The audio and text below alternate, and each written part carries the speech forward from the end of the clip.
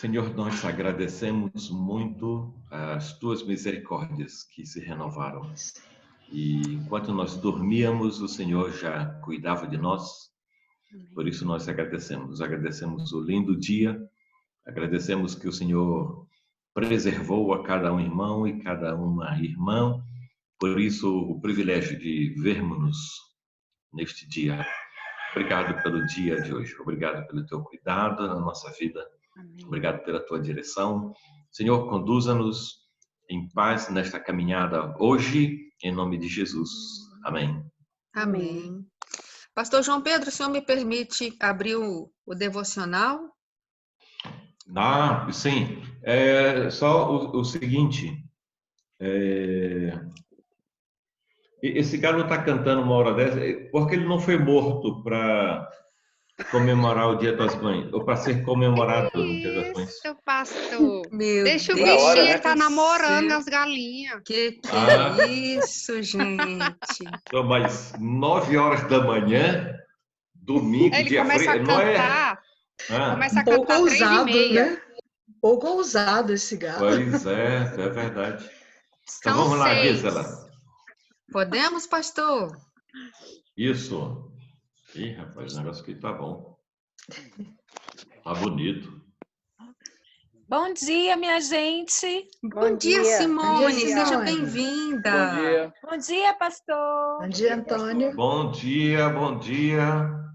Tudo bem? Tudo Bem, bem? pastor. O senhor? Tudo beleza, graças a Deus. Bem-vindo. Amém. Muito obrigado, pastor. Tá preparado para essa turma? A gente fala, hein? A gente fala, realmente. Cleiton, meu pastor. Fran. Bom dia, Bom pessoal. dia, Bom dia, gente. pastor. Bom dia, Bom professor. dia a Bom dia, todos. querido. Que Deus nos abençoe. Amém. Amém. Bom, eu vou propor para vocês agora a leitura desse devocional chamado Educação de Qualidade. Vocês estão conseguindo ver bem? Sim.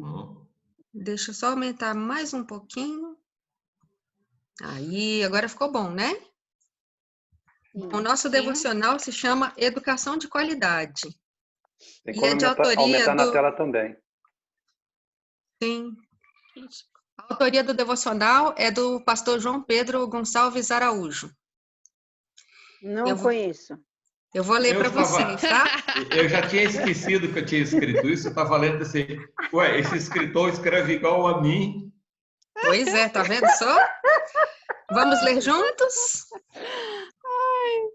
De alguma maneira, Joquebede, mãe de Moisés, foi a primeira mulher a receber a Bolsa Família para criar o seu filho.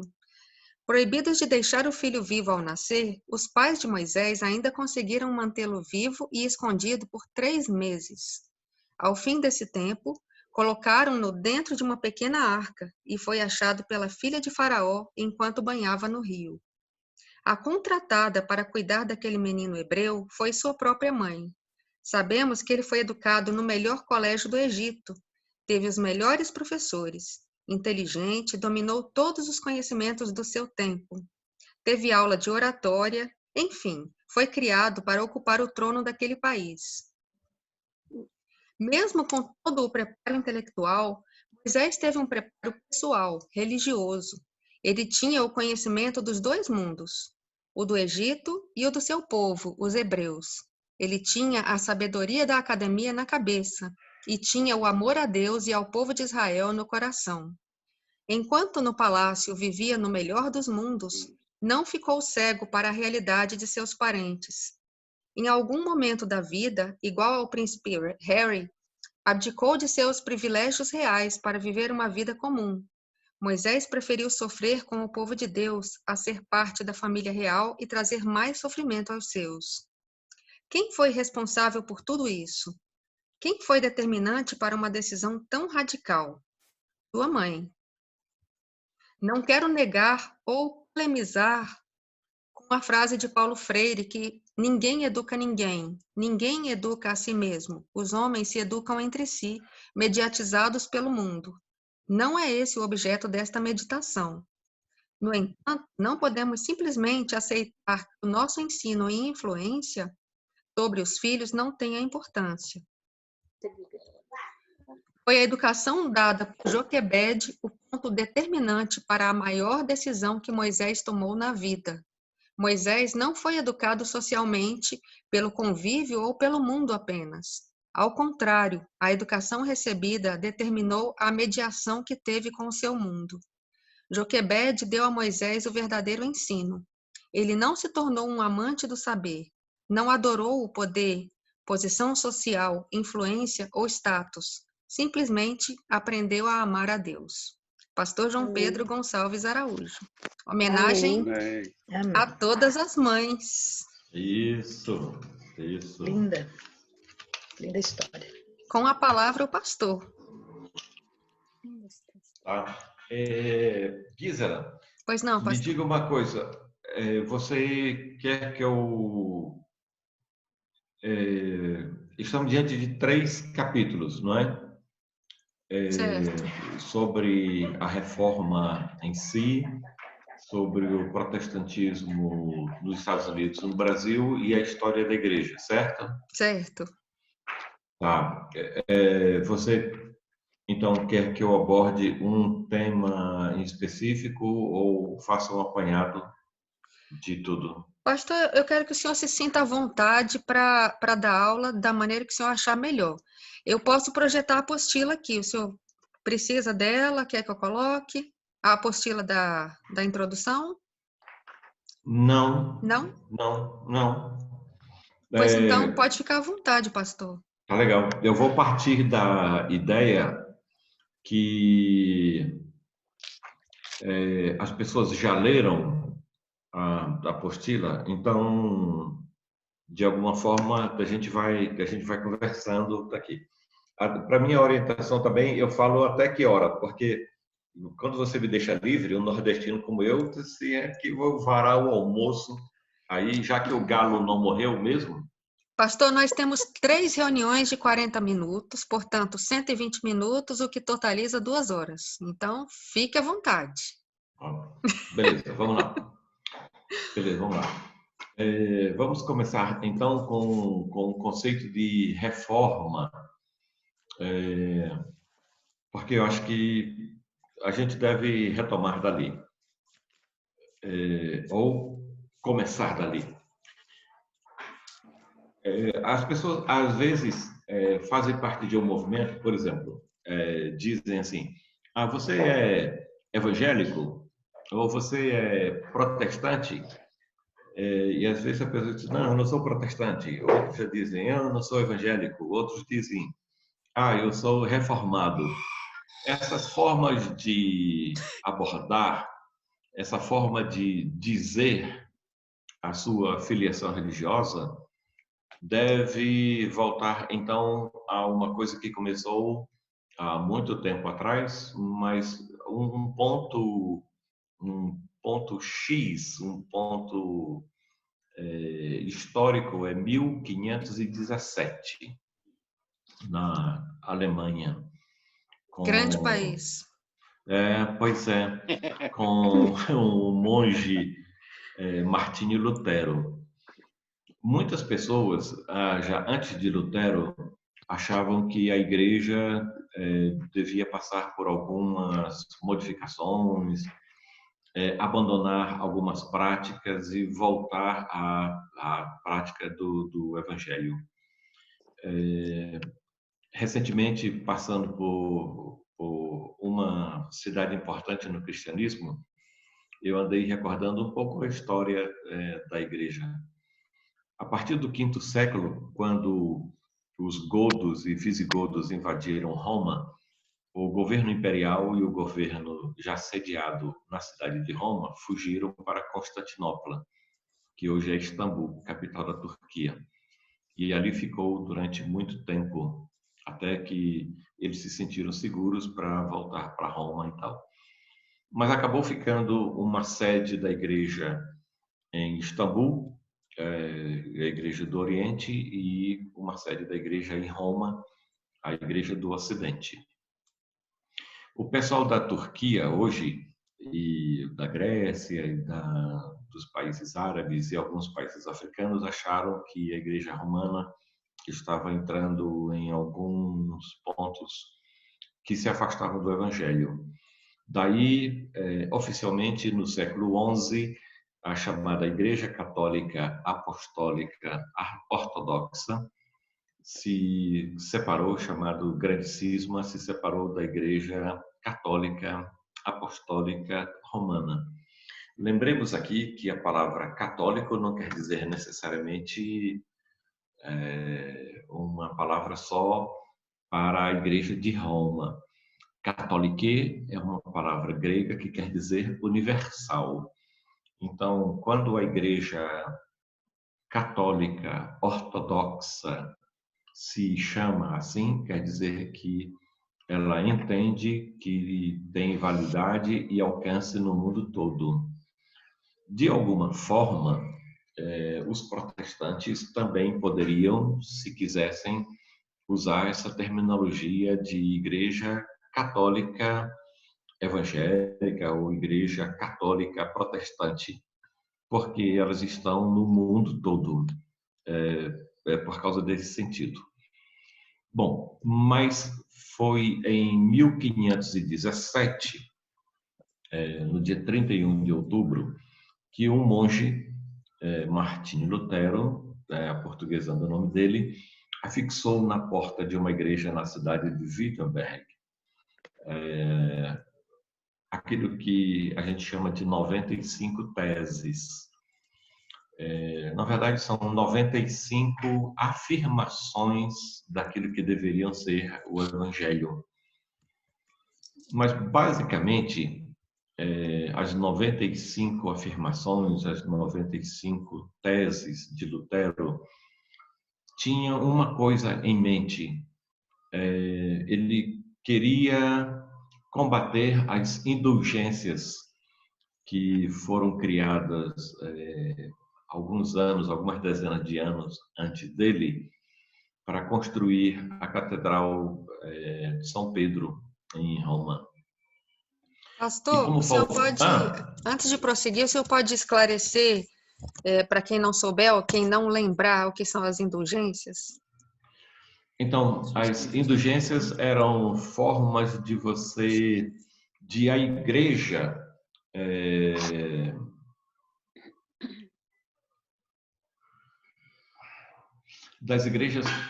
da igreja perdoar, ou do Papa perdoar o pecado da pessoa, ou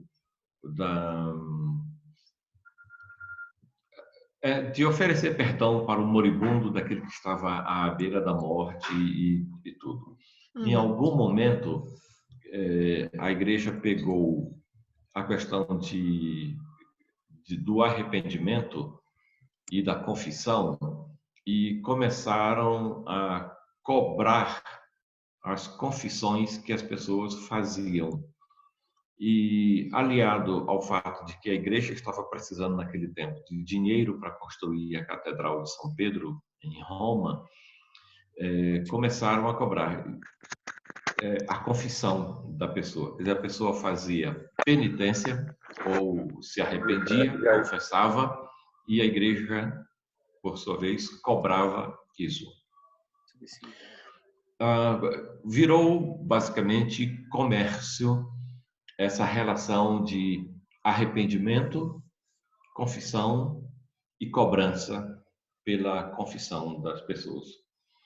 Só que algumas pessoas morriam sem terem tido o tempo de confissão e da extrema-unção e começaram a cobrar também pelas missas e confissões de um parente depois disso.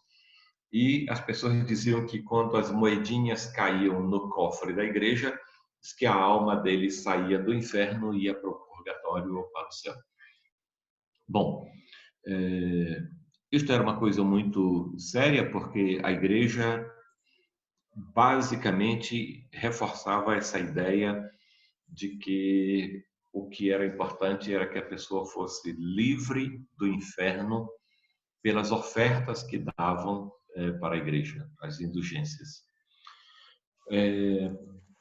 a partir daí, então, as 95 afirmações de Lutero contra as indulgências, contra o poder do Papa de perdoar o pecado, contra o poder que o dinheiro tinha de tirar alguém do inferno, contra a afirmação de que a oferta dada ou cobrada, já não era nem dada, mas cobrada, que aquela oferta tirava a alma do inferno, foi basicamente contra isso que Lutero se revoltou e escreveu as 95 afirmações. São frases, 2 linhas, basicamente, no máximo 3 linhas de cada afirmação, e elas basicamente estão encadeadas.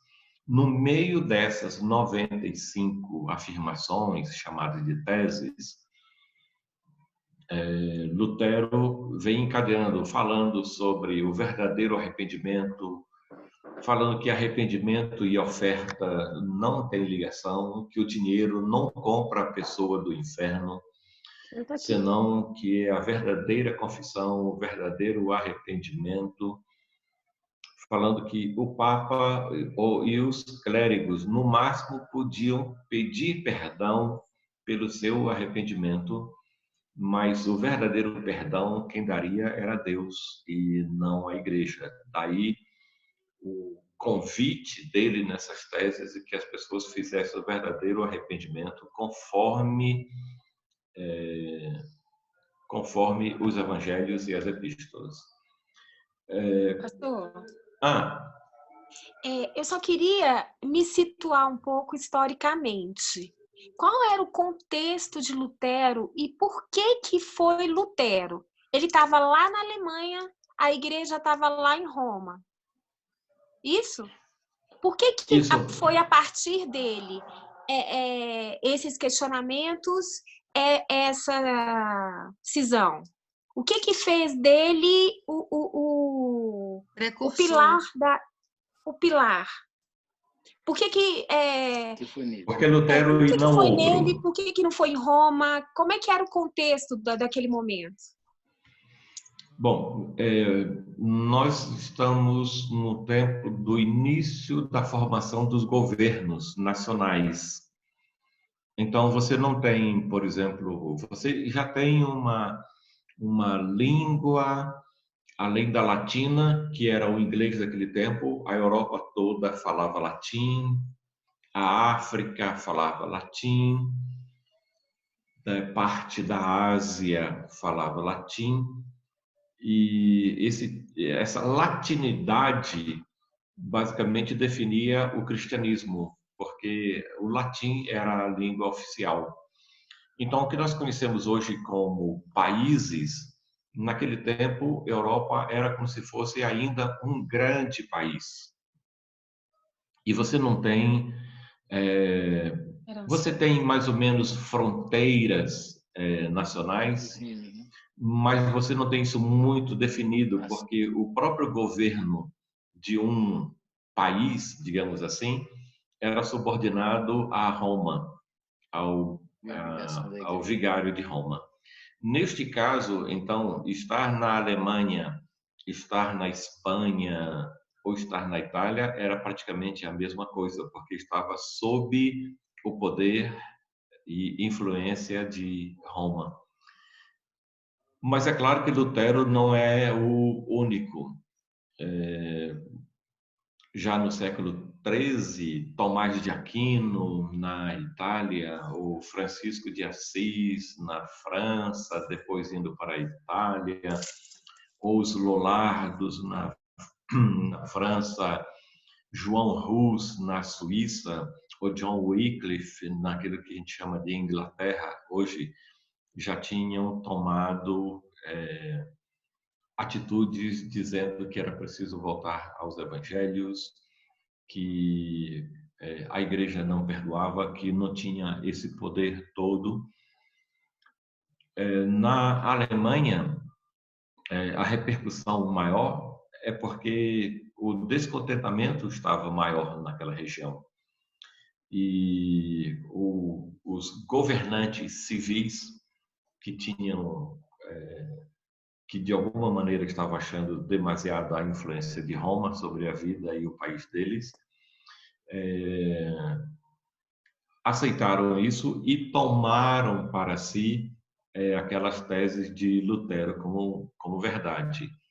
Daí que eles acabaram protegendo ele, escondendo ele para que ele não fosse morto, porque todos os outros que eu citei aqui, João Hus, John Wycliffe, todos eles foram mortos e perseguidos. Se você pegar Coverdale, por exemplo, ele queria já ter uma Bíblia em inglês.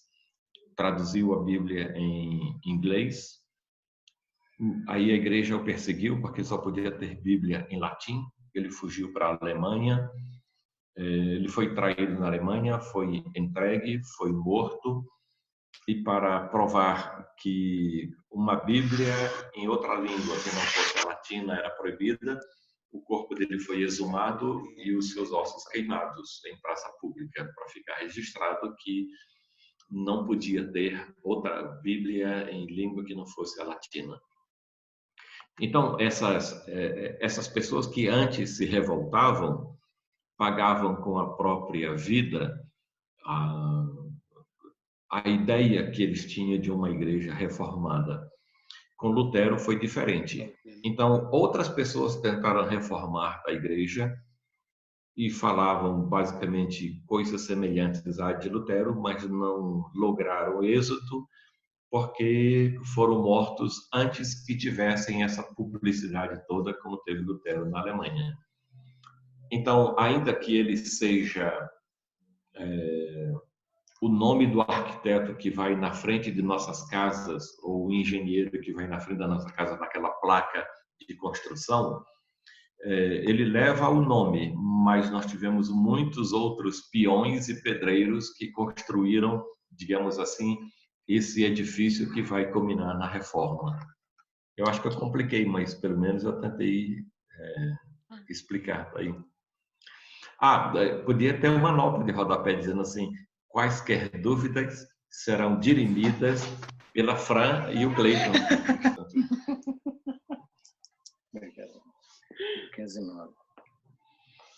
Posso seguir ou ficou pior agora?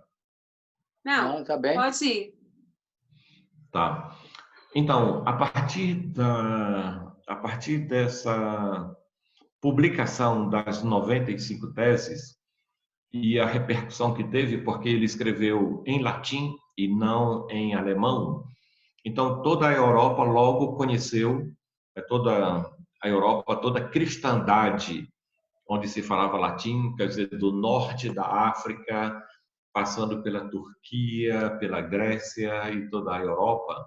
Sabendo disso, os governos, mais ou menos aquilo que a gente chamaria de governos, se aproveitaram dessas teses de Lutero e se independentizaram de Roma. Acontece que em cada país a igreja tomou logo uma conformação. Então, na Alemanha, eles foram chamados de luteranos, por causa de Lutero. Na Inglaterra, foram chamados de anglicanos, ou a Igreja da Inglaterra. Na Suíça e nos Países Baixos... Né? Calvinistas. Não, nem tanto calvinista ainda, porque Calvino aparece poucos anos depois disso aqui. A influência dele é basicamente na Suíça, depois vai se estendendo para os Países Baixos e vai influenciando também nos países de língua francesa, não é? É claro que talvez aí uns 20 anos, 30 anos depois, muitas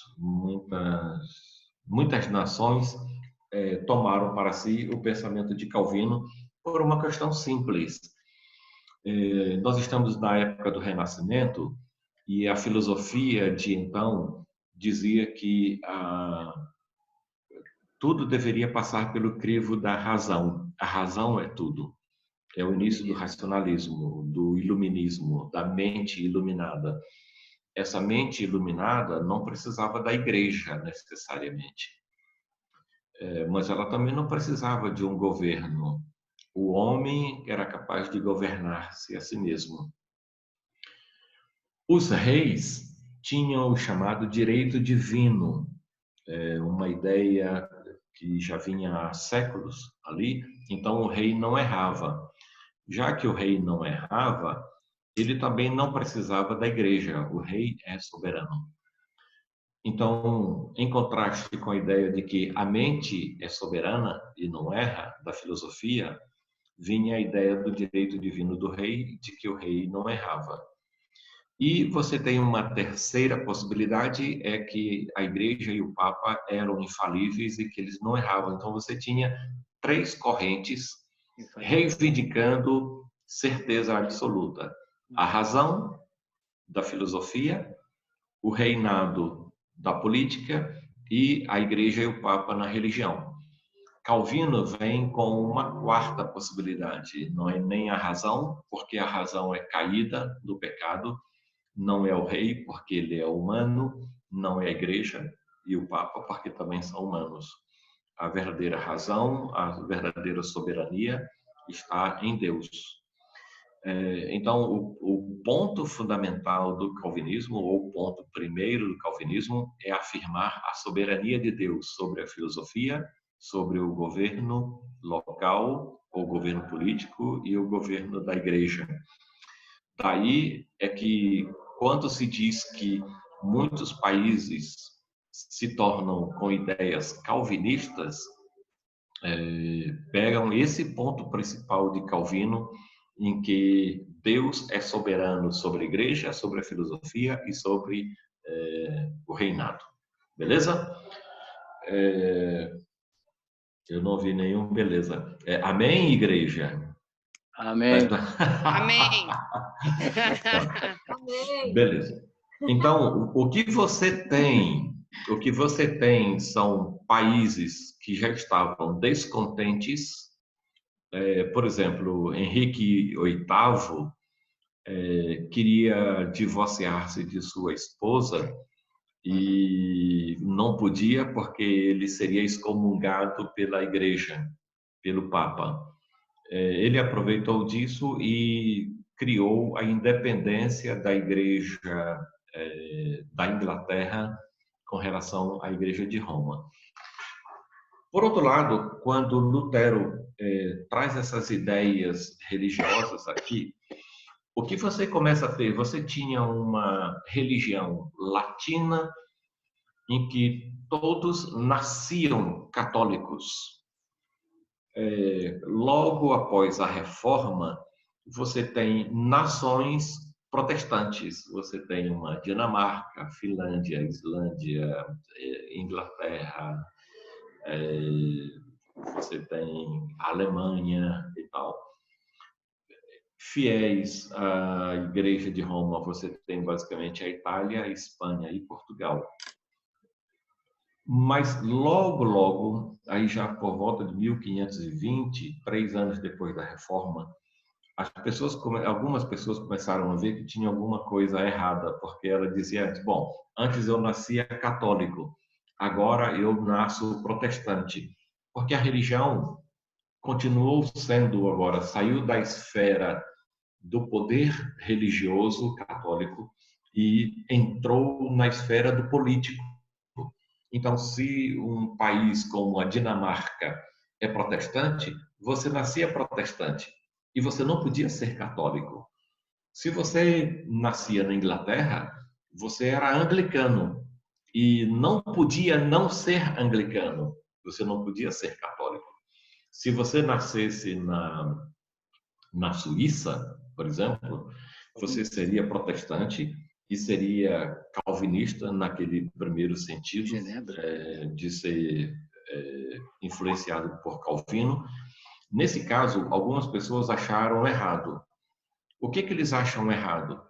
Que uma religião não deve ser comandada pelo Estado, que o Estado não deve interferir na consciência de cada pessoa, que o Estado não deve dizer ou não deve ditar a minha vida com Deus. Isso foi muito forte na Inglaterra, porque as pessoas também não gostavam do domínio do rei. Então, criou-se aquilo que foi chamado depois de não conformistas. Os não conformistas, o que eles queriam? Eles queriam menos influência e menos poder e menos presença do rei na vida da igreja. Eles não conformavam, eles não aceitavam que o rei pudesse mandar na igreja. Daí os não conformistas. Mas como isso é uma luta de poder, o rei acabava perseguindo algumas pessoas. Então, o que antes as pessoas passavam pela perseguição da Igreja Católica, agora passam a ser perseguidas pelo rei que manda na religião. Então, imagina que hoje, 10 de maio, você foi dormir católico. Vamos pensar num país aí, na Polônia. Você foi dormir católico. Lá pela madrugada, o rei acabou se convertendo ao movimento da reforma. Quando você acorda no dia 10, você acaba descobrindo que você não é mais católico, você agora é protestante. E as pessoas dizem assim, imagina um polonês mineiro, dizem, uai, meu Deus do céu, o que aconteceu? Eu fui dormir católico e amanheci protestante. Como é que é isso? Bom, vai falar assim, pastor, que trem é esse? Uai, que trem mais fora do jeito, né? Demais da conta. Que trem bagunçado. Que trem bagunçado. Então, esse grupo não conformista não quer uma igreja comandada pelo rei. Não quer o domínio católico, mas não quer o domínio do rei. Eles começam a achar que quando Jesus pregava arrependei-vos e crede no Evangelho, ou quando os judeus diziam para Jesus, nós temos por pai Abraão. Jesus disse assim, não, se vocês não crerem, vocês terão como pai o diabo. Então, aquela necessidade da pregação evangélica de apelar para que cada um se arrependa e se converta. Então, dentro do movimento Reforma, um outro movimento não conformista e junto com os não conformistas, os chamados separatistas, que se separa a igreja do governo e começamos a ter então uma ênfase na conversão individual. Você não é crente porque o seu rei é crente. Você é crente porque você deposita fé no Senhor Jesus. Você é crente porque você fez uma decisão pessoal. Você é crente porque você se converteu ao Senhor Jesus. Estão vendo as passagens de uma coisa para outra? Antes você era católico porque o mundo era católico. Depois você passa a ser protestante porque o rei do seu país se converteu ao protestantismo e toda a nação passou a ser protestante. Mas agora, alguns estão dizendo, não, eu não quero ser protestante porque o meu rei é protestante. Eu quero ser protestante porque eu me converti e eu fui convencido do meu pecado, eu me arrependi do meu pecado e entrego o meu coração para Jesus. Daí, a ênfase da responsabilidade pessoal diante de Deus, como diz o profeta, a alma que pecar, essa morrerá. Veja, não é a nação que pecar, mas a alma que pecar, essa morrerá. Ou, como diz em Romanos, cada um de nós dará conta de si mesmo diante de Deus. Então, você não tem uma religião mundial. Você não tem também uma religião nacional. Você deve ter uma fé pessoal. Essa fé se dá pela exposição que você tem diante do Evangelho, pela crença que você tem no Evangelho e pela fé que você deposita em Jesus. É aí, então, que nós chegamos mais ou menos ao tipo de pregação que nós temos agora. Então, é uma reforma dentro da reforma. Você sai de uma religião mundial, você vai para uma religião nacional e agora você passa a ter uma religião individual. Você deve ter fé. Não é, meus pais foram crentes, eu sou católico desde a 10ª geração antes de mim, ou eu sou evangélico desde o meu bisavô, trisavô. Para aqueles protestantes, isto não valia. O que valia era você ter depositado a fé pessoal em Jesus Cristo. Seguindo-se a fé pessoal, a pessoa então deveria ser batizada. Veja que, como existe até hoje, a pessoa era batizada porque ela já nascia cristã.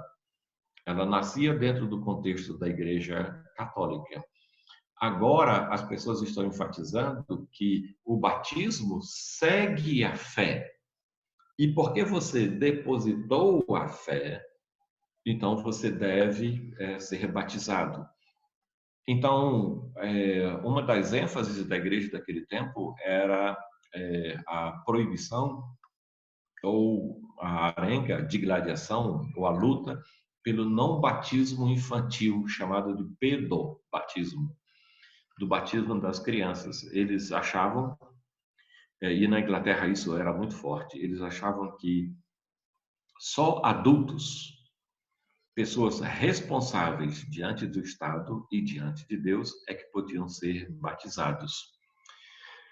Bom, essa oposição ao governo, no sentido religioso, não político, mas no sentido religioso, foi tomando pé e foi crescendo, até que o rei da Inglaterra mandou matar alguns, e alguns, para não morrerem, fugiram da Inglaterra. Foi aí, então, que no finalzinho do século XVI, alguns ingleses fugiram para a Holanda para preservar a vida. Dentre esses que fugiram para a Holanda, Thomas Hewes e... esqueci o nome. João o que, minha gente? Bom, enfim. Fugindo para a Holanda para manter a fé, eles preferiam manter uma fé pessoal viva do que ser comandada pelo rei. Como a Holanda sempre foi, digamos assim, um país livre em que você podia expressar sua fé diferente, de forma diferente, eles fugiram para a Inglaterra. Lá na Inglaterra, Thomas Hewes se auto-batizou, porque ele achava que o batismo dele da infância não tinha valido.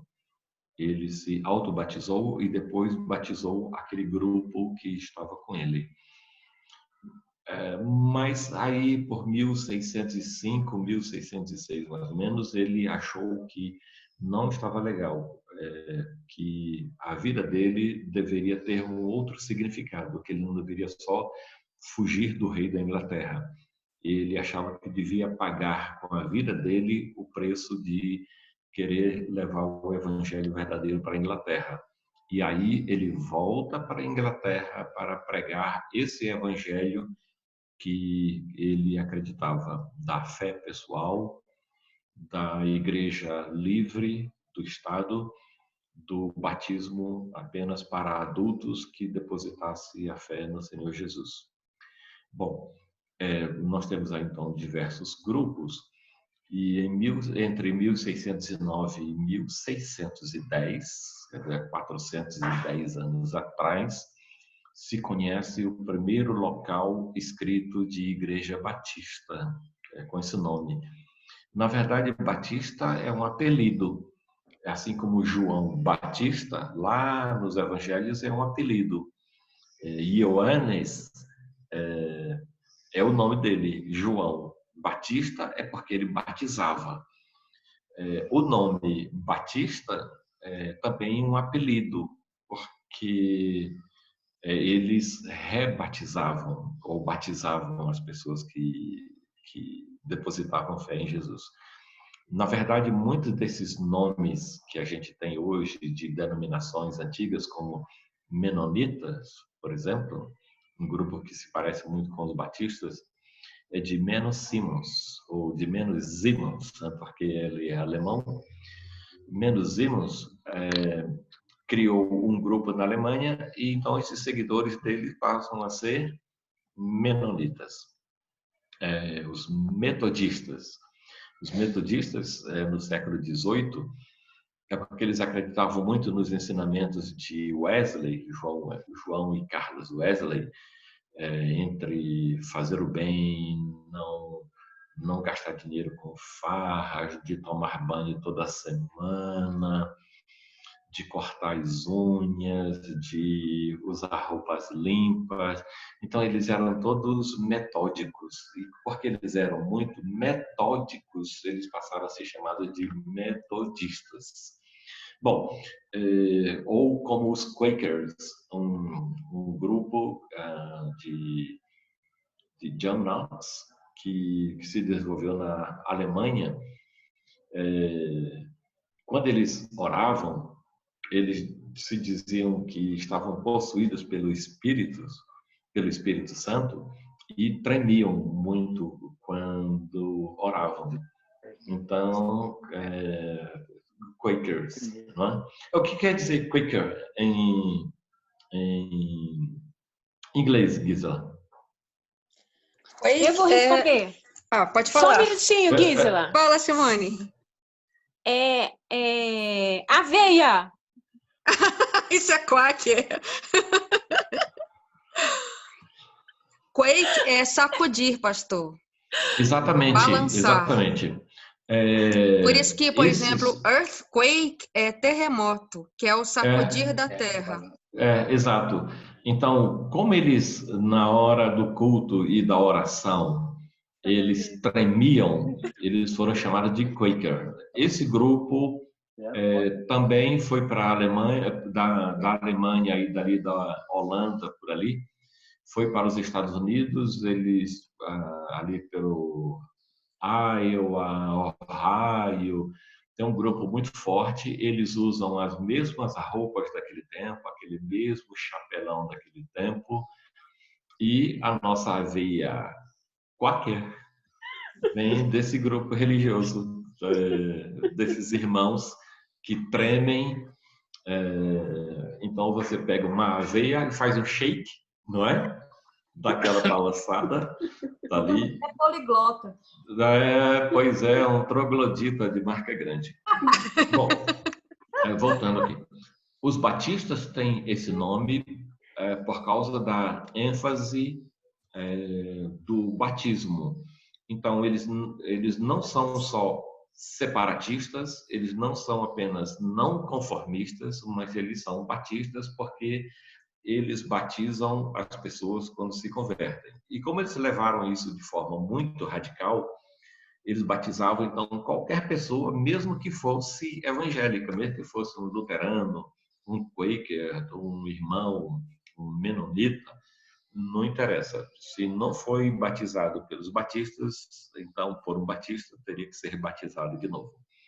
Bom, eu diria, esse, então, é um contexto geral da reforma e do surgimento das primeiras denominações na Holanda, na Suíça, na Inglaterra, na Alemanha.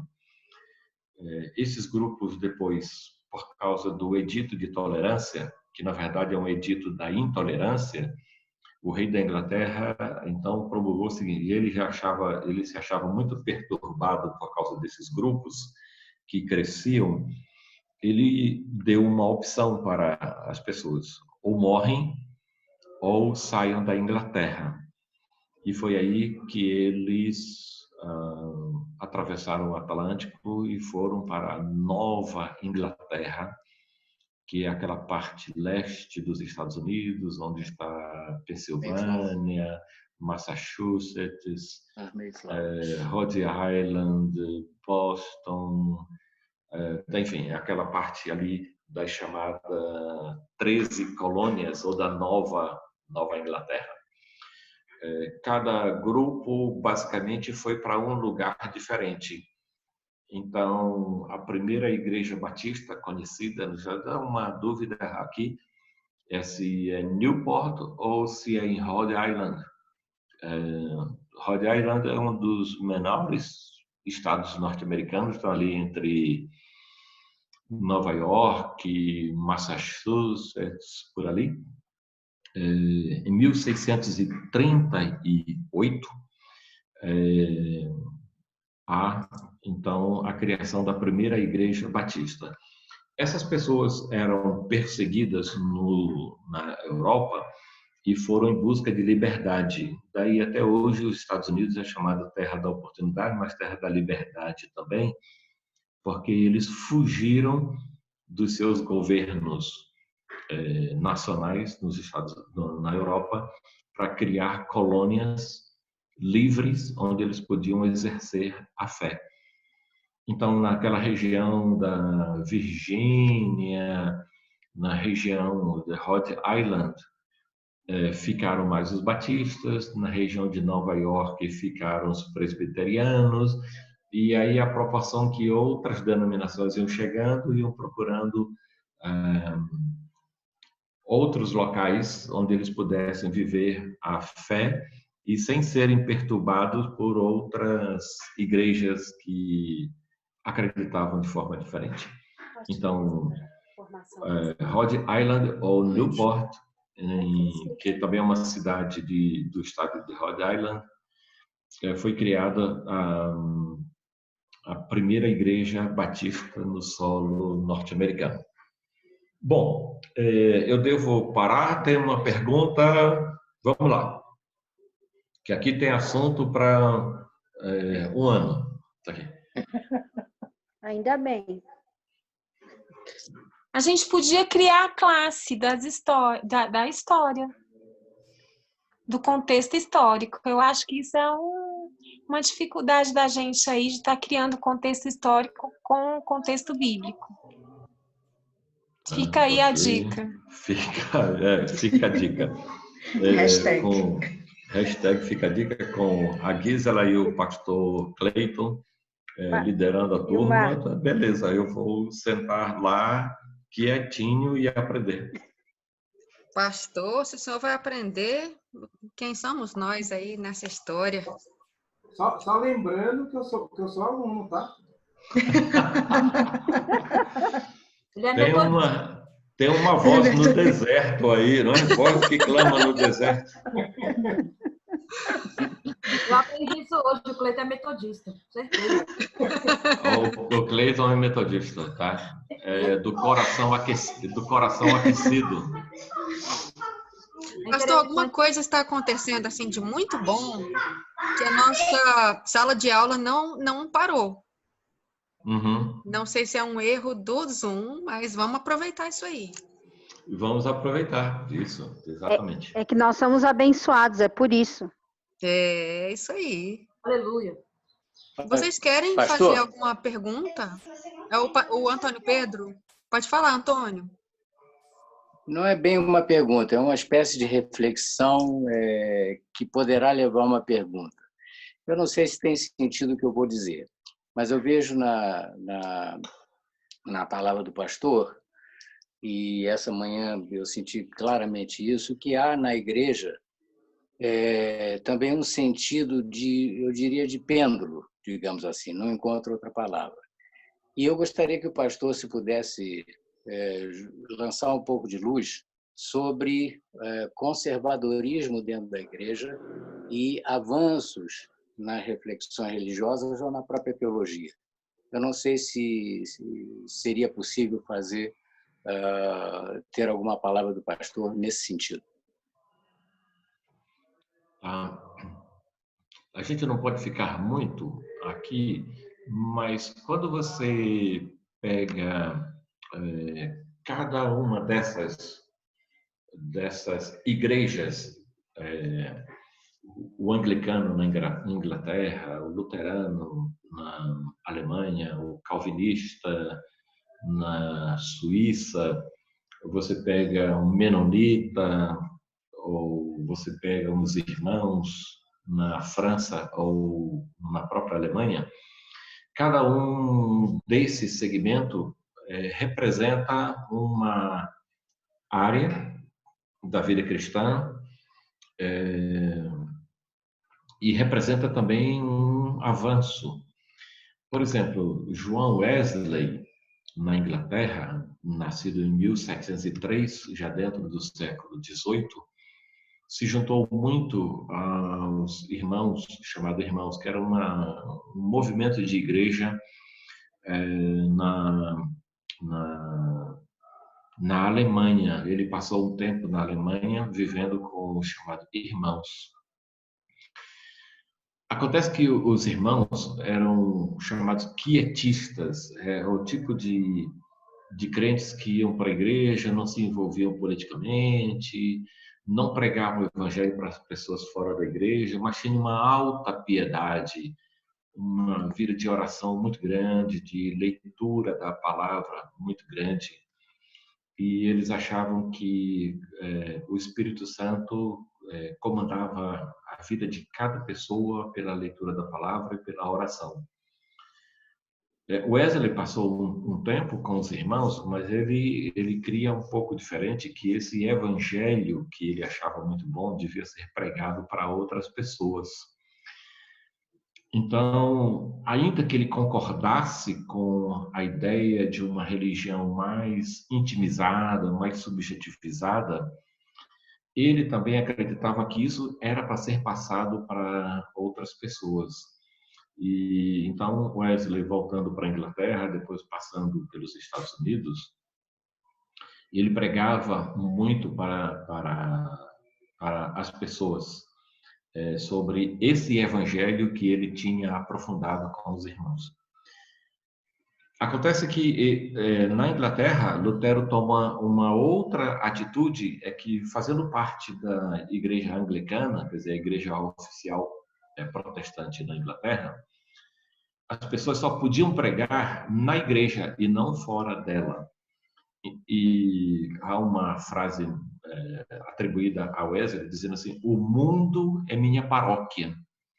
Porque logo Wesley percebeu que os estudantes da Universidade de Oxford, onde ele estudou, estavam vivendo sem o evangelho. Então ele criou um grupo bíblico, foi chamado assim, depois foi chamado de Grupo dos Santos, na Universidade de Oxford. Dali ele começou a pregar para as pessoas que iam para as minas, porque eles começavam ainda de madrugada a trabalhar pelas 4, 5 da manhã, e ele ia pregar nas minas e a igreja queria proibi-lo. Ele disse: eu também não concordo que eu devo pregar nas minas, mas se eu não pregar nas minas, os mineiros não ouvirão o evangelho. Então eu prefiro desobedecer à igreja e pregar o evangelho fora da igreja, que é nas minas. Ele também desobedeceu à igreja, porque como ele não era um clérigo, ele não era um sacerdote oficial da sua igreja, ele não podia pregar o evangelho. Então veja que só o exemplo de Wesley já serve para mostrar que cada uma dessas igrejas acaba enfatizando um aspecto do evangelho. Isso é, uma certa forma, um rompimento e um avanço ao mesmo tempo que as pessoas têm com isso. Por outro lado, cada igreja que surge como resultado de uma criação, de uma reforma, de um avanço, acaba também criando marcos. Isso em homenagem, eu usei essa palavra em homenagem ao pastor Marco. Cada igreja vai criando marco, dizendo, não, nós não podemos sair daqui, tem que ser só isso. Então, as igrejas em geral são, ao mesmo tempo que elas promulgam uma reforma constante, elas acabam criando um grupo fechado dentro de si. Ainda que exista uma frase latina, Ecclesia reformata sempre reformanda est, quer dizer, uma igreja reformada, ela deve estar sempre se reformando. Se a sua liderança não se cuidar, ela vai acabar sendo cada vez mais fechada dentro de si mesma. Então, é uma chamada da igreja, é uma necessidade de que ela seja sempre se autopensada. Como é que podemos fazer isso melhor? Como é que a gente pode quebrar as amarras que a gente está tendo aqui e tal? Até o ano passado, eu era criticado porque usava máquina de cartão para dízimos e oferta na nossa igreja. Eu estou quase virando santo agora, que no tempo de culto só pela internet, está todo mundo fazendo uma coisa que me criticava. Isso é só um exemplo de como, uma certa hora, a igreja acaba sendo avançada, mas poucos anos depois ela acaba sendo um grupo fechado de novo. E eu quero dar só mais um exemplo para a gente fechar aqui. No século XIX, na região de Chicago, tinha muitas pessoas envolvidas em brigas, em duelos, morando na rua, bebendo muito e tal. E um homem começou a fazer o trabalho de rua, só que ele não foi aceito pela sua igreja. E ele acabou criando um grupo de pessoas que trabalhavam com ele para tirar pessoas das drogas e da malandragem das ruas de Chicago, que ele chamou de Exército de Salvação.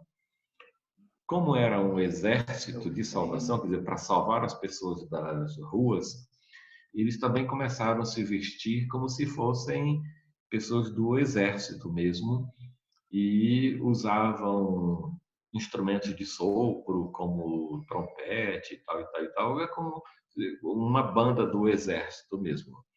Mais de 150 anos depois, mais de 170 anos depois, nós temos a igreja Exército de Salvação.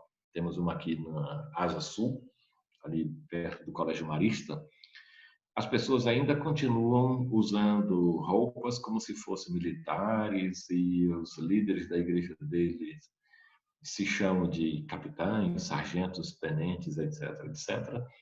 Então veja você que uma coisa que foi extremamente avançado para o seu tempo, lá pelos 1840, 1850, acabou sendo uma coisa hoje quase que retrógrada, porque o Exército de Salvação, ainda que trabalhe ainda muito com a área social, acabou sendo fossilizada no tempo pela própria coisa que fazia, e por aquilo que foi um avanço há 170 anos atrás, acabou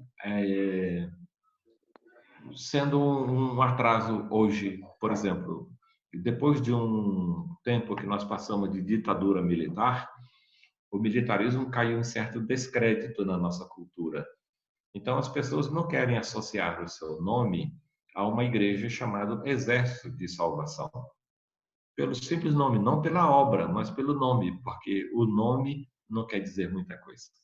Bom, isso aí fica para a aula também de história, que a Gisela, o pastor Marco e o pastor Cleiton vão dar no próximo semestre. Daí.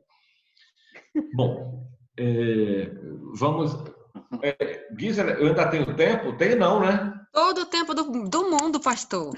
Todo mundo em casa, não gente. Para não, pastor.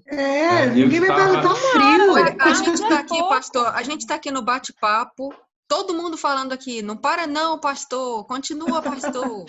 Então eu acho que tem menino aqui.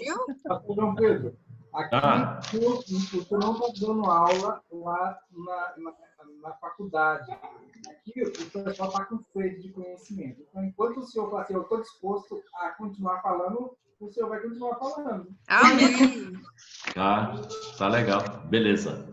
Então vamos, a gente pode continuar. Pastor Marco. O senhor vai ter que desistir da gente. Tá legal. Fala, meu pastor, tudo bem? Oi, pastor Marco. Tudo bem, gente? Tudo bem com vocês? Bom dia. Bom dia. Pastor, Bom dia. Eu tenho uma pergunta. Mas antes de você fazer sua pergunta, eu vou falar uma coisa, pastor Marco. Não pode ter a mente dividida, viu? Você está com metade da sua mente aqui, a outra metade do lado de lá, tá sabendo? Mas a aula dele da outra classe já acabou. O professor veio aqui e me saudou aqui, dando tchau. Já acabou.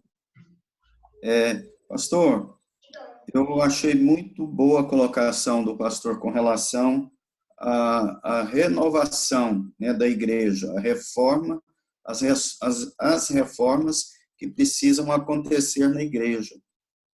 Eu creio que as igrejas sérias, elas pecam por uma questão.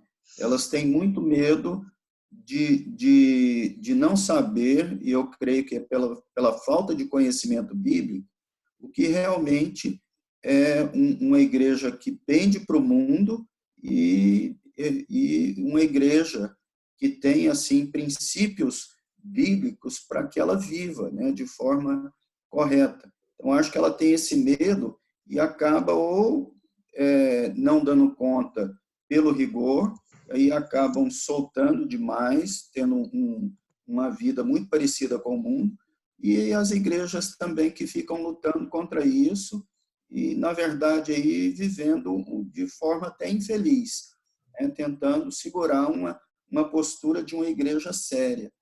Né? Então, eu creio que seria isso. Então, na verdade, é uma colocação, mas com uma forma de pergunta da visão contemporânea da igreja.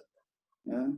Eu creio que é uma forma muito difícil de mensurar o que é realmente uma igreja relevante no mundo contemporâneo, e o que ela realmente assim não pende para as questões do mundo, né, das coisas mundanas. Ok, beleza.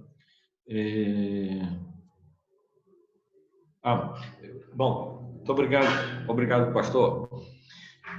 Isso é bastante interessante, essa coisa de a igreja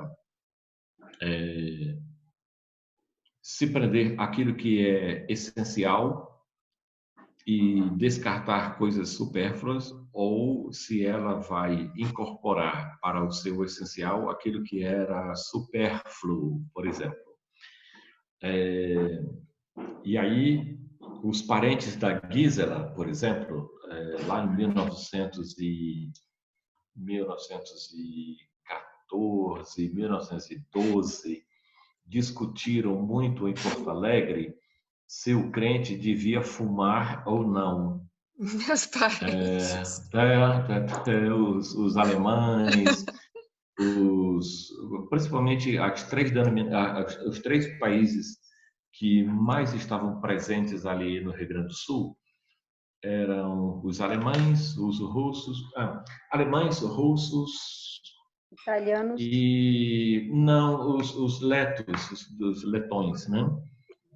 E eles discutiam em 1912, como os alemães fumavam e os norte-americanos não.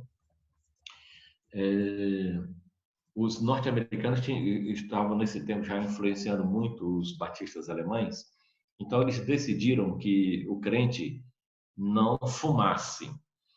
Só que esses crentes eram plantadores de fumo, até hoje, né? Eles são plantadores de fumo. Então ficou decidido assim: fumar não pode, mas plantar fumo pode. Então cultivar pode. Então veja você que na Alemanha isso não era problema, aqui no Brasil não foi problema. Os alemães chegaram no Rio Grande do Sul, ali em Santa Catarina, por ali, em 1881, e plantando fumo, fumando e bebendo, porque isso não era problema, era problema para o protestante norte-americano. Então você tem dois batistas, um batista norte-americano e um batista europeu. Um fuma, outro não fuma, um bebe, outro não bebe. Mas quando eles se juntam, a influência norte-americana, como era um grupo maior, acaba tendo um peso muito grande nos batistas alemães do Rio Grande do Sul. Então eles decidiram assim: o crente batista não fuma, mas o que nós vamos fazer com as nossas fazendas de plantação de fumo? Não, plantar fumo pode. Então, veja que você tem um problema cultural que acaba sendo um problema eclesiológico e você acaba tendo um problema ético. Passa a ser, porque antes não era. No sul dos Estados Unidos, por exemplo, em 1845, os batistas do norte dos Estados Unidos estavam pressionando os batistas do sul que tinham escravos. No norte dos Estados Unidos, eles já tinham abolido, por influência Quaker, que foi a primeira denominação que libertou os escravos. Os Quakers acabaram influenciando os batistas do norte, e os batistas do norte dizem: não, um batista não pode ter escravo. Só que, além de ter escravo, eles eram plantadores de fumo no sul dos Estados Unidos. Então, ele disse: não, proibir o fumo a gente pode até proibir, mas proibir a escravidão a gente não pode. Então, em 1845, houve uma divisão, e você tinha antes uma Associação Batista dos Estados Unidos, então você tem uma divisão aqui: os batistas do norte não têm escravos e não fumam, e os batistas do sul não fumam, mas têm escravos, porque os escravos precisam trabalhar na plantação de fumo. Por causa da influência, como eu falei lá no início, os Estados Unidos começam a ser povoado, como o Brasil, do litoral para o oeste, né, do litoral para o interior. Na corrida norte-americana pelo ouro e a povoação do oeste, as pessoas tanto matavam índios como se matavam a si mesmos. Então se tornou muito popular os duelos nos Estados Unidos. A gente assistiu muito isso no filme de Faroeste, aquele era verdadeiro mesmo. A luta pelo ouro, pela conquista da terra. E como a igreja fez isso? A igreja tomou a atitude de proibir o uso de armas de fogo. Então, aqui no Brasil, até há relatos interessantes no século XIX, em que a chamada capela, que era uma antessala antes do salão maior da igreja, era onde as pessoas deixavam o chapéu, né? Chapéu, daí passa a ser capela, e as pessoas deixavam a capa, o chapéu, e os pastores começaram a dizer também: não assista o culto armado, ponha a sua arma também lá na chapelaria, porque as pessoas às vezes se ameaçavam até matar uns aos outros enquanto adoravam a Deus. Glória a Deus, amém, aleluia. Veja que nós estamos vivendo um tempo de uma cultura em que um costume ou uma prática acaba sendo incorporada na nossa vivência, acaba sendo uma doutrina que a gente às vezes enfatiza e não sabe por que enfatiza. No século XIX, fumar, beber e participar de um duelo era uma prática comum para batistas e presbiterianos nos Estados Unidos. os crentes batistas alemães, fumar e beber não era problema. Porque na Alemanha você não tinha a questão dos duelos, como tinha nos Estados Unidos. Então, quando esses crentes dos Estados Unidos chegam no Brasil, não mais fumando, não usando arma e não bebendo, acabam influenciando os crentes batistas que tinham chegado da Alemanha. Por outro lado, os batistas norte-americanos proibiam as mulheres de falar na igreja. E os batistas alemães, não. Então, enquanto em 1883 William Begbie proibiu as mulheres falar na igreja em Salvador, no Brasil, quem começava uma igreja no Brasil, e era assim a pastora, porque era ela que aconselhava, era ela que lia os sermões de Spurgeon, era ela que fazia a abertura do culto, era Frederick Feuerhamel. Isso aí, essa pronúncia certa, deixa aí para vocês que entendem de alemão. Feuerhamel, Carlos e Frederick, ele só fazia a oração final. Quem fazia a abertura, quem visitava, quem aconselhava. O sermão naquele tempo era lido, então a pregação dela era a leitura dos sermões, assim como Gisela leu aquela meditação minha.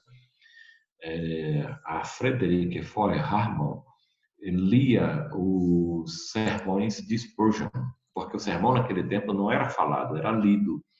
Então, ela era a pastora. Veja como dentro de um mesmo grupo batista, você tem práticas diversas e bem diversas entre si.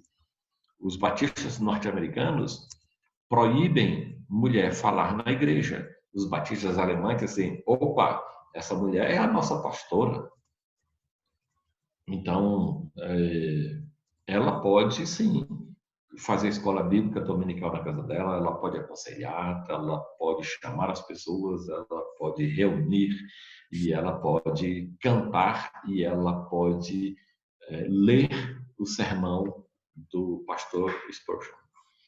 Então veja que uma mesma igreja, sendo de dois países ou de dois estados diferentes, podem ter práticas bem diferentes, porque parte da teologia está acoplada a um determinado costume. Os crentes alemães ainda tomam cerveja, a Oktoberfest está aí para provar isso. Mas se você... o Jefferson, que está quietinho aí, esse bebedor de cerveja e veterado, sabe do que eu estou falando. Para os crentes batistas ou não, presbiterianos ou não, beber vinho, cerveja, ou os crentes batistas russos bebendo uísque ou vodka, não tem problema nenhum, porque eles não tiveram os problemas éticos dos Estados Unidos. Como nos Estados Unidos, isso levou a muita morte, muito duelo, muita traição na família, destruição da família, isso foi proibido. Então, dependendo de como cada grupo batista, como cada grupo evangélico viveu sua situação em cada país, eles fizeram uma doutrina. Então, aqui os nossos missionários que chegaram em 1882 no Brasil, batistas, tinham escravo, mas não eram necessariamente escravos negros. Eles tinham Mary O'Rourke, era uma irlandesa, naturalmente branca e talvez de olhos azuis, mais branca do que a Fran. A Fran era até negra perto de Mary O'Rourke. É a Gisela purinha isso aí. A Mary O'Rourke era a escrava do pastor William Begbie. Então, não era só escravidão negra. Como na Europa e nos Estados Unidos, a escravidão foi branca. Viu, também. A gente estaria na roça. Pois é. Bom, então eu já estou basicamente falando dos batistas no Brasil, né? Dos batistas de matrizes europeia e os batistas de matrizes norte-americana. Mas, basicamente, o que nós conhecemos no Brasil são os batistas do Sul, que naquele tempo plantavam fumo. Hoje, os batistas não fazem mais isso, e tinham escravos, eles também não tinham mais isso.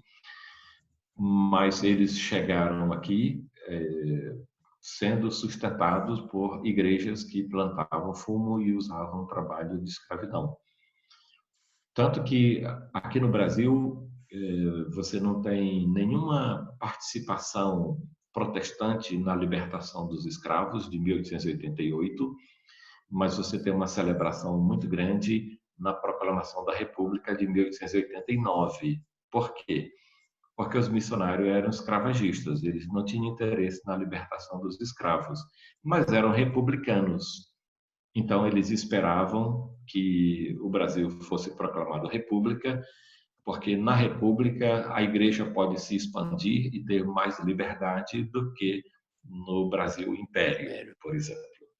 Então, veja que uma questão política também acaba influenciando uma prática de uma determinada igreja. Aliás, não só eles não celebram a libertação dos escravos, como alguns missionários escreviam artigos em jornais contra a escravidão, provando que a escravidão era bíblica e mandada por Deus. Bom, tudo isso faz parte de um contexto todo. Os batistas oficialmente chegaram aqui no Brasil já aí pelos anos 1860. Vieram para o Brasil os batistas de Chicago, vieram ali para Belterra, Santarém e para um lugar chamado Fordlândia. Fordlândia, no Pará. Sim. Eles eram funcionários da indústria Ford, da indústria automobilística, e vieram para a exploração da borracha, que eles não chamavam de borracha, eles chamavam de Brasil, dos Estados Unidos, porque era um país que exportava borracha para lá e era chamado de Brasil. Tanto isso mais ou menos em que época, pastor? Isso 1880, 1890, no auge do ciclo da borracha no Pará e no Amazonas. Em Belterra foi a primeira cidade do Brasil que teve maternidade, foi a primeira cidade no Brasil com hidrante, e foi a primeira cidade primeira cidade no Brasil com calçamento, porque era basicamente uma terra de norte-americanos, era um modelo norte-americano. Quando você vê fotos antigas de Belterra, as casas são muito parecidas com as casas de madeira norte-americana. Enquanto no Brasil a gente usa alvenaria para construir nossas casas, eles construíam suas casas com madeiras no modelo norte-americano.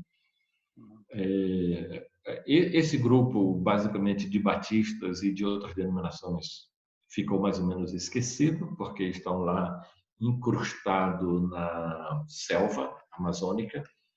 E o que ficou mais conhecido foi o grupo de norte-americanos que veio para a região de Campinas, de Pederneiras, de basicamente de hoje a cidade Americana, em São Paulo, e Santa Bárbara do Oeste, vizinha ali. A cidade Americana leva esse nome por causa dos norte-americanos que mudaram para lá. Era o fim da linha do trem que saía de São Paulo, passava por Campinas, e a última estação, que eles chamavam de station, era um povoado que depois station passa a ser Americana. Ali eles construíram uma igreja em Santa Bárbara do Oeste em 1871. É a primeira igreja batista. Mas é interessante que a gente chama de primeira igreja batista. No entanto, era uma capela que servia a metodistas, presbiterianos e batistas. Era uma capela mais ou menos ecumênica. E o pastor Begbie, que ninguém nos ouça, que ninguém saiba disso, eu não falei nada. Isso vai ser editado na gravação. O pastor Begbie Batista foi pastor tanto dos metodistas quanto dos presbiterianos e batistas. Eu não falei isso. Vai ser difícil, como diz o Paulo Maluf, a gente vai editar isso aí. Esse pastor vira folha, hein? Mas existia um acordo nos Estados Unidos que depois foi assinada no Brasil só em 1900, que uma cidade com menos de 20 mil habitantes não podia ter uma igreja concorrente de outra denominação. Os Estados Unidos nasceram assim. As igrejas não perturbavam umas às outras. Então, eles tinham um acordo entre si que em cidades com menos de 20 mil habitantes não podia ter outra igreja. Então, William Begbie saiu de Santa Bárbara do Oeste e foi para Salvador, que naquele tempo tinha cerca de 200 mil habitantes, e fundou, então, a primeira igreja batista no Brasil em outubro de 1882. E é chamada de igreja batista, assim como a igreja presbiteriana ou a igreja congregacional, fundada pelo escocês Robert Calley, é chamada de igreja, considerada uma igreja mesmo, quando um brasileiro era batizado, porque nós já tínhamos outros portugueses ou outros norte-americanos batizados já desde 1836, com o reverendo Pitt e Blackford. Mas como não tinha brasileiros convertidos e batizados, eles não consideram ainda uma igreja ou a instalação da igreja brasileira. Foi só quando, então, um brasileiro é batizado que, então, se começa a primeira igreja batista no Brasil, que é a de Salvador. Depois isso vai ser modificado, isso vai ser revisto. A Igreja Batista de Santa Bárbara é também considerada a primeira Igreja Batista de imigração, quer dizer, a primeira Igreja Batista construída e que funciona no Brasil, mas por ter só norte-americanos e seus escravos, ela foi chamada de Igreja Batista de imigração. Enquanto que a Igreja Batista de Salvador, a primeira igreja fundada em 82, é chamada de Igreja Batista de Missão, porque ela tinha a missão primeira de falar do Evangelho para os brasileiros e batizar os brasileiros e tal, e tal, e tal. Mas antes dessa igreja em Salvador, em 1879, 8 anos depois da igreja de Santa Bárbara, criou-se uma igreja em Station, que depois veio a ser americana. Então, em Station, nós temos a segunda Igreja Batista do Brasil, de 1879. Então, essas três primeiras igrejas aqui, de Santa Bárbara, de Station, que é americana, e 82 em Salvador. Acho que é isso. Pastor, qual é o ano de fundação da IBLS? É 3 de agosto de 1997. 3 de agosto. Então, a gente vai para 23 anos. Ainda estamos na placenta dos batistas, né? Fiote. A nossa cultura de igreja norte-americana, o que o senhor acha da igreja brasileira? a formação dela, né, vinda dos nossos irmãos americanos. Não é irmãos não, hein? É brothers.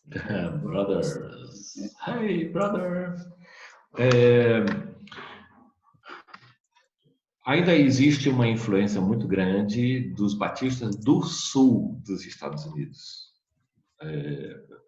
da chamada famosa Junta de Richmond, na Virgínia. Então, quando eles espirram lá, a gente tem constipação aqui, não é?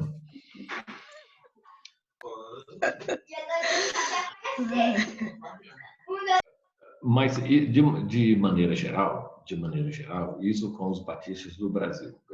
Falando especificamente de nossa igreja, eu não tive na origem da fé cristã, eu não participei de uma igreja da Convenção Batista Brasileira ligada à Junta de Richmond, nos Estados Unidos, lá na Virgínia.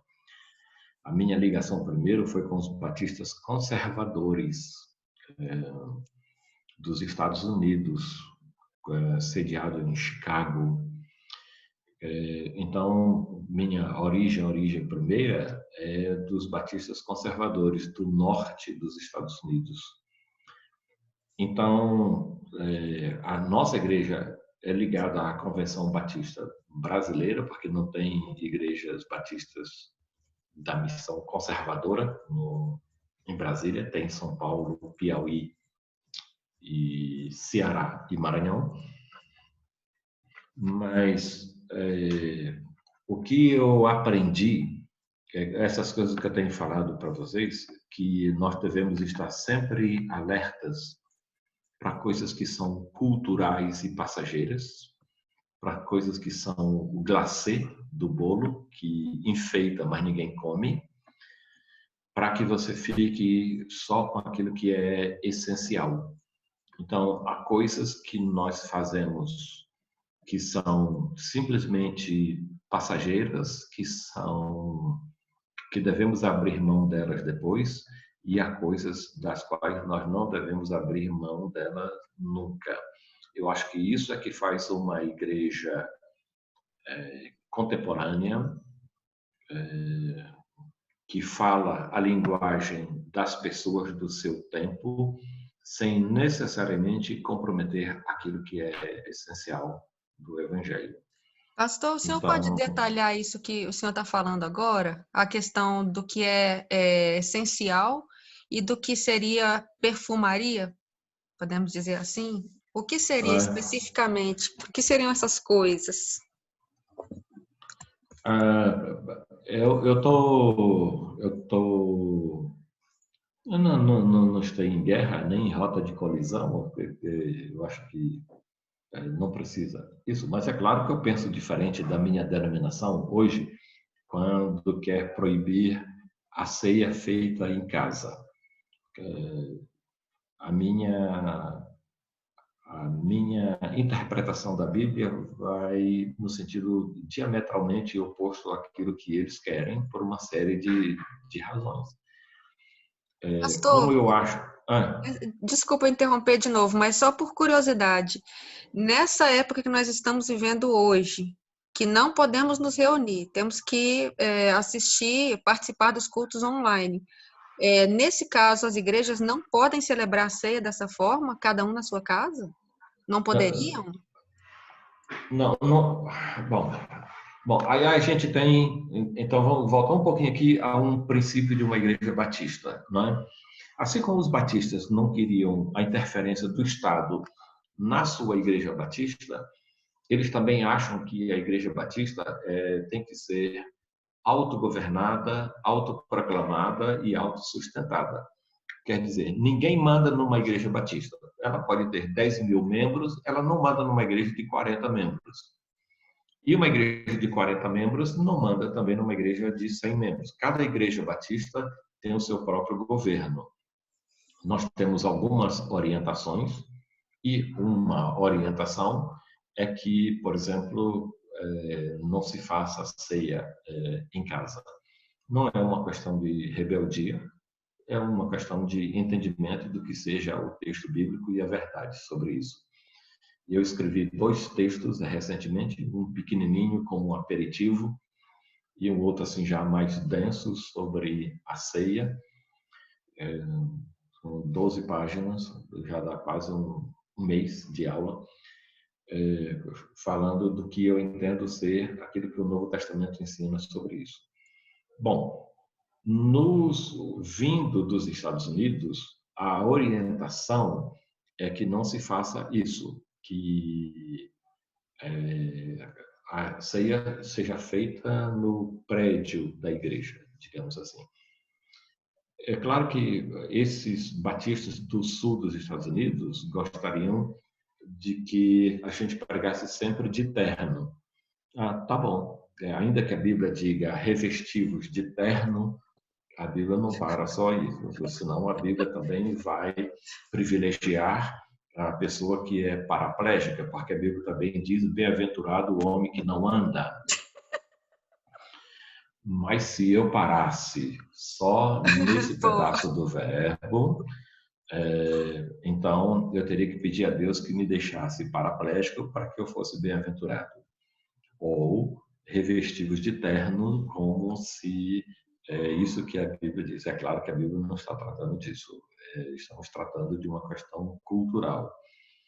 Num país tropical como o nosso, e com preço exorbitante ou escorchante que tem um paletó, a não ser que eu tivesse uma verba para isso, eu usaria. É elegante, é bonitinho, mas eu não tenho dinheiro para isso. A minha religião me proíbe usar terno nesse sentido. Então eu uso assim, um que serve para funeral, serve para ver o governador e serve para ver casamentos, noivas de branco, não é? Essa questão das vestes para mim é totalmente indiferente também. Então veja que a forma como eu fui ensinado é que esses glacês, essas coisas mais periféricas, você deve deixar de lado para que você enfatize só aquilo que é essencial. E isso você tem que se repensar a cada dia. Há muito tempo atrás, long time ago, eu ainda era da igreja de Brasilândia, e havia uma briga muito grande pelos jovens poderem ou não jogar bola. E eles aproveitaram que o pastor saiu de férias e teve uma sessão na igreja, e eles colocaram lá quase 100 pessoas, nunca vi tanta gente naquela igreja, para votar. E na hora de votar, eu, ainda que eu jogasse bola com eles, eu votei contra o jogo de bola. Então, antes que me matassem, eles perguntaram: me explica essa sua incoerência. Eu disse assim: quando o jogo de bola é tão importante que vocês fazem com que pessoas que nem frequentam a igreja vão para a igreja para votar no jogo de bola, vocês estão colocando o jogo de bola no lugar de Deus. E isso eu não aceito. E ainda que eu jogue com vocês, eu não aceito que uma questão que é periférica, jogar ou não jogar, é totalmente indiferente. Ainda que a Bíblia fale de parábola, de dizer que o campo é o mundo, que chama juiz de iníquo, que você não pode enganar o irmão, quer dizer, tudo são versículos que as pessoas usam para dizer que jogo de bola é pecado e dizer que a bola é ovo de Satanás. Eu acho que a gente não deve perder tempo com bobagens desse tipo. Então, naquele tempo, ainda que eu fosse um fominha de jogo de bola, eu votei contra, porque eu acho que o foco estava errado naquele dia. Então, você tem que ser coerente com a sua fé em Cristo e com a Bíblia, e estar disposto a abrir mão de coisas que se pode abrir mão. Daquilo que não se abre mão, a gente não negocia. Há muito tempo atrás, lá pelo século XVII, os batistas tinham um lema: em coisas essenciais, unidade. em coisas não essenciais. Liberdade. Em todas as coisas. Amor. Gostei, pastor. A gente só deve brigar por coisas estritamente essenciais. A ceia é todo culto? É toda semana? É todo mês ou só uma vez por ano? Isso não é essencial. Isto não é essencial. A gente não briga por causa disso. Então, nas coisas essenciais, unidade. Em coisas não essenciais, liberdade. Nas demais coisas, amor. Tá. Fraternidade. Amém. Ainda tem tempo para mais uma pergunta? Tem sim, Antônio. Eu acho que para os homens, porque as mulheres devem... Eu estava vendo a Perla está vendendo comida hoje? Tá, pastor, eu já encomendei, viu? Confesso. Já encomendou. Tá aí, beleza. Por isso que eu estou tranquila. Olha aí, ó, que beleza. Eu acho que a Gemini foi matar aquele galo. Eu tô tranquila porque hoje é o Dia das Mães, quem cozinha é o Jefferson. Tá aí, beleza. A Gemini foi matar aquele galo porque ela sumiu daqui. Tá? Eu tô aqui, tô ouvidos. Tá aí, legal. Então vamos para o Antônio, então. Pastor, será que o senhor poderia uma breve palavra? Eu sei que talvez eu vá entrar num tema muito que mereceria várias exposições do senhor, mas fundamentalismo na igreja é a primeira coisa. O senhor podia dizer alguma coisa sobre isso? E se fosse possível dizer como, se existe no Brasil, como ele chegou? Ele é o fundamentalismo americano transplantado para o Brasil?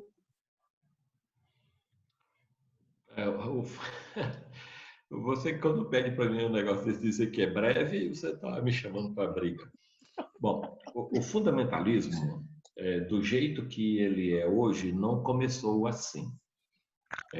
Nos Estados Unidos, desde o século XVIII, foram feitas muitas reuniões para definir aquilo que era fundamental. Assim, o que define um evangélico?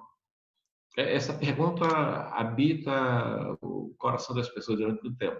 Então, assim, junta um metodista, junta um presbiteriano e junta um batista. O que esse grupo tem em comum? Quer dizer, o que é fundamental? Depois de muitas reuniões, e cada vez sempre sobrava um ponto, as pessoas não aceitavam o ponto do outro, sempre sobrava uma coisinha. Eles tinham algumas doutrinas que eles chamavam de fundamentais, por exemplo, a Bíblia é a palavra de Deus, a salvação é pela fé em Jesus Cristo, o céu é garantido para os crentes, assim como Jesus veio uma vez, ele virá a segunda vez, cada crente é sacerdote diante de Deus e tal. Então, assim, você pode resumir isso mais ou menos em 5 fundamentos. Isso veio crescendo até que em 1916, há 104 anos atrás, fizeram um documento chamado de Fundamental. Então, assim, este é o fundamento. É nisto que nós cremos e nada fora disto. Beleza, eu aceito isso. O problema é o que se fez com isso depois. Porque depois de você afirmar o que é fundamental, você começa também a ter um documento que você começa a julgar os outros e demonizar os outros. E, às vezes, até matar os outros. Então, esse fundamentalismo que nós temos hoje, essa coisa perniciosa, é uma exacerbação de uma coisa boa. Então, eu diria que é o lado prostituto de uma coisa excelente. Se de repente aquilo que era uma coisa boa, pelo mau uso, acabou sendo uma coisa ruim. De uma maneira mais lata, nós temos fundamentalismo em diversas áreas. Quem lida com a academia, como eu lido, sabe que se você tem um certo posicionamento dentro da sociologia, dentro da história, dentro da antropologia ou dentro da medicina, se você tem um pensamento divergente, você não é aceito, você é um outsider, você é um fora da lei, você é um estrangeiro. Então, parte da briga do Mandetta, eu diria até porque ele caiu. Ele caiu porque ele não acreditava que o tratamento com uma certa substância era curativo para o coronavírus. Aí passa-se 2 semanas, usa, não usa, clorotina e não sei o que. Isso é um fundamentalismo médico. Mas nós temos os fundamentalistas da alimentação, não coma isso, não coma aquilo e tal. Há o fundamentalismo político, fundamentalismo científico, fundamentalismo religioso, mas como eu estou entendendo que você está querendo mais esse fundamentalismo religioso, quer dizer assim, em origem ele é bom. O tempo fez com que ele se tornasse uma coisa ruim. E é claro que o fundamentalismo religioso de hoje, eu chamaria de um neofundamentalismo, em que as pessoas querem policiar a vida do outro e cercear a liberdade do outro. Mas eu quero dizer aqui que isso é batista. Jefferson, você que está aí só espiando. O Batista dizia no século XVII, eu não concordo com o que você diz, mas defenderei até a morte o direito de você dizer o que diz.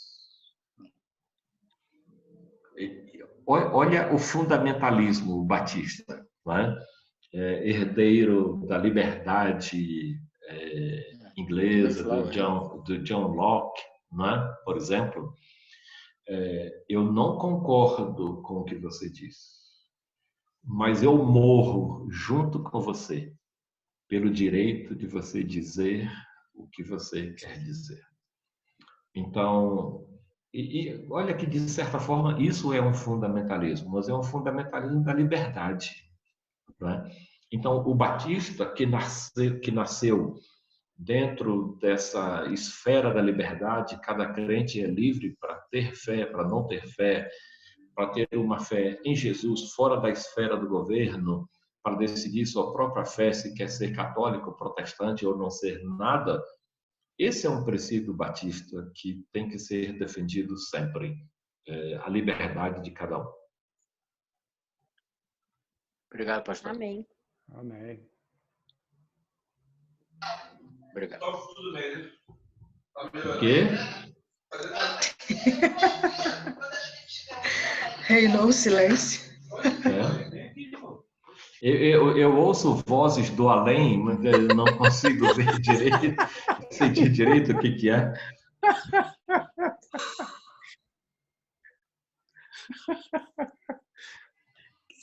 É que o nosso pastor é o nosso Wikipédia. A gente não... Vocês sabem o significado do wiki? É uma sigla. O W é what. O H não, perdão, não tem H. What, aí depois vem o I, que é I. O K de know, que é saber. E o outro I é is. What I know is. O que eu sei é. E aí você coloca o que você sabe ali. É verdade. Wikipedia. Living and learning, pastor. Gente, que escola dominical, hein? Very good.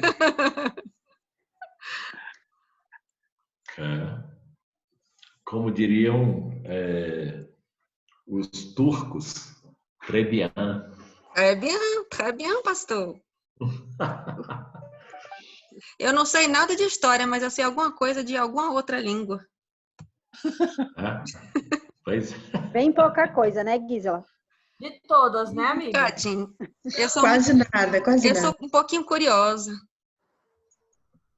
isso. Bom, numa outra ocasião, numa outra sala, num outro semestre, sei lá, agora numa aula dada pelo pastor Clayton e Gisela e pastor Marco, a gente pode tratar um pouco mais disso. É uma área bastante fascinante. Eu acho que, ainda que não seja um apelo ao tradicionalismo católico, que coloca a igreja e a tradição no mesmo pé de igualdade, mas eu acho que quando você tem um pouco de história, você tem fundamentos para dizer de onde você veio, o que você está fazendo, por que você faz o que faz ou por que não faz o que não faz. E você tem algum fundamento também para dizer que você quer fazer isso ou você não quer fazer aquilo. E eu espero que vocês estejam mais confusos agora do que quando começaram esta aula. Mas como Jean Piaget dizia, antes de você construir, você tem que desconstruir. Eu espero que vocês tenham sido desconstruídos o suficiente hoje. Pastor, a história é muito importante, realmente. E ela é tão importante que boa parte da Bíblia é histórica. Sim. Uhum. E hoje a gente consegue entender muita coisa do nosso presente e também planejar o nosso futuro com base no passado, no que já aconteceu e que a Bíblia relata com detalhes, né? É muito importante a gente conhecer, né? Isso. Até para a gente não ficar aí ao sabor dos ventos, né? Isso. Quem tem um pouquinho mais de vivência evangélica sabe quantos ventos já se passaram, né? E vento vem, vento vai, de todas as naturezas, de todos os modos, e a igreja tem que permanecer firme nos fundamentos da Bíblia. Por isso que é tão importante estudar a Bíblia, por isso que é tão importante situar a Bíblia no que a gente estuda, né? no situar historicamente na cabeça da gente, o contexto histórico dos tempos, né? Que a Bíblia foi passando e sendo escrita, e agora, né?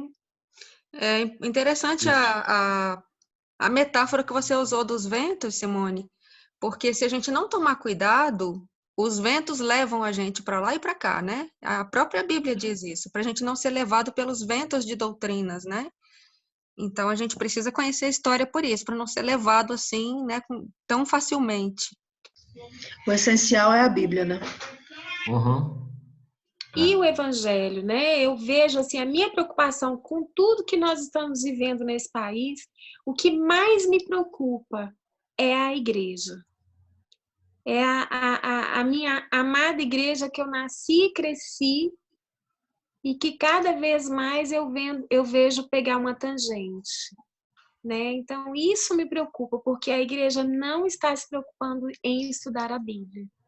E uma coisa que eu tenho, assim, reacendido o meu coração é nessa escola dominical. A gente tem ido para frente, para trás, novo, velho, e a gente tem estudado a palavra, e é um espaço para isso, para que a gente possa sair da nossa classe e ir para o mundo e olhar o mundo dentro desses fundamentos. Né? Nós temos que estar preparados, né, Simone, para dar a razão da nossa fé. A gente precisa ser conhecer. Coerente. É por isso que o nosso pastor, coerente. É por isso que o nosso pastor se preocupa tanto com a escola bíblica, né? Tinha que ser prioridade nas nossas vidas, né? O estudo da palavra. Verdade. Né, pastor? Sim. Mas isso, eu acredito muito no que foi falado aqui, e isso está lá na Bíblia, né? Em Filipenses 1, do 27 ao 30, se a gente lê, que é firmeza e coragem, né? Tá lá, o pastor sabe. Então, somente portai-vos como verdadeiros cidadãos dos céus. Isso é bastante interessante em Filipos, onde as pessoas eram cidadãs romanas, tinham orgulho de ser cidadãs romanas, nem pagavam impostos porque eram cidadãs romanas. E o apóstolo Paulo, que era um cidadão romano, teve que ser desculpado em praça pública por ter sido preso injustamente, mas quando escreve a sua carta, ele usa o mesmo termo de cidadania. Ele disse assim: vocês são cidadãos romanos, mas o que mais importa é saber viver como um verdadeiro cidadão dos céus. Amém. Amém. Pastor João Pedro, essa classe só tem professor. Eu me sinto aqui como um leãozinho na cova de Daniéis. Menos. Veja você que um Daniel fechou a boca de vários leões. Agora imagina vários Daniéis e um leãozinho, coitadinho. Isso ali vira gatinho, vira um Garfield da vida. É assim que eu me sinto no meio de vocês aqui. Só fera. Só tem fera nessa classe, pastor. Pois Amém, é. amém. É a professora isso que é aqui muito para mim, fera. isso aqui para mim é um desafio muito grande, porque é uma turma participativa, é uma turma É que... nada, você tira de letra. Não, é incrível. Essa turma é incrível. Eu acho que a gente tem liberdade, isso é muito legal, a gente poder compartilhar as nossas dúvidas principais, né? E também passar um pouquinho do que a gente vive ou do que a gente já viveu na vida cristã. De fato, eu nunca participei de uma escola dominical que tivesse 2 pastores. Aqui tem 3, hein? Temos 3 nesse momento. Nesse momento. Pastor João Pedro, pastor Marco e pastor Cleiton. É que o Marco, sendo pastor sênior, ele está em outro patamar, ele nem conta, ele não é contado entre os mortais.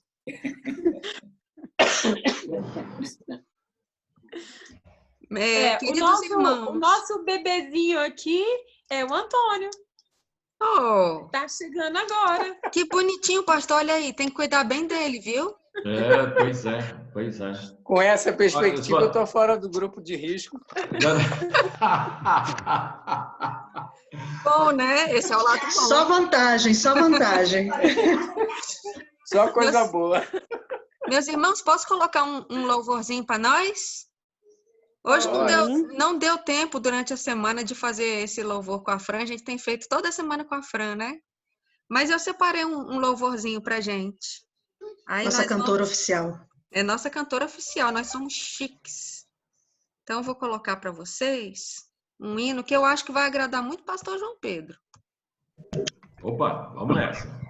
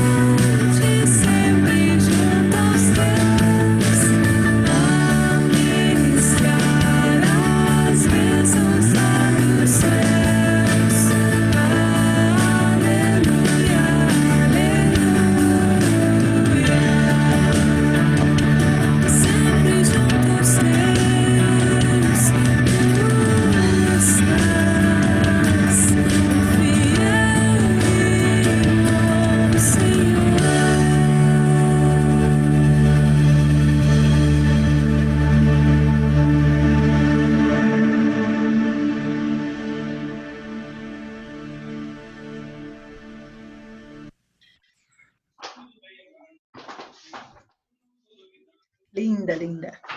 Já ouviu falar de alguém com gringofobia? Eu mesma, eu morria de medo de falar inglês com gringo.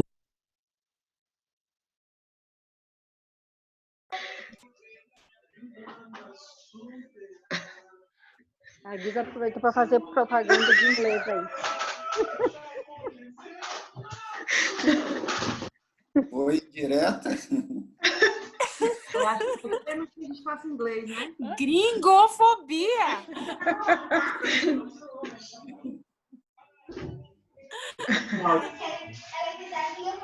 Seu áudio, Guisa. Ops. Pronto, queridos. Vamos fazer a nossa oração final, então? Bora. Quem gostaria de fazer essa oração final, pode ficar à vontade. Posso ser hoje? Claro. À vontade. Sou meio tímido, mas vamos lá. Senhor Deus amado, venho agradecer por essa aula iluminada, com a presença do nosso pastor João Pedro, que nos passou um pouco do seu conhecimento. Agradecemos pela aula e tudo isso em nome do seu amado Filho, Jesus. Tá?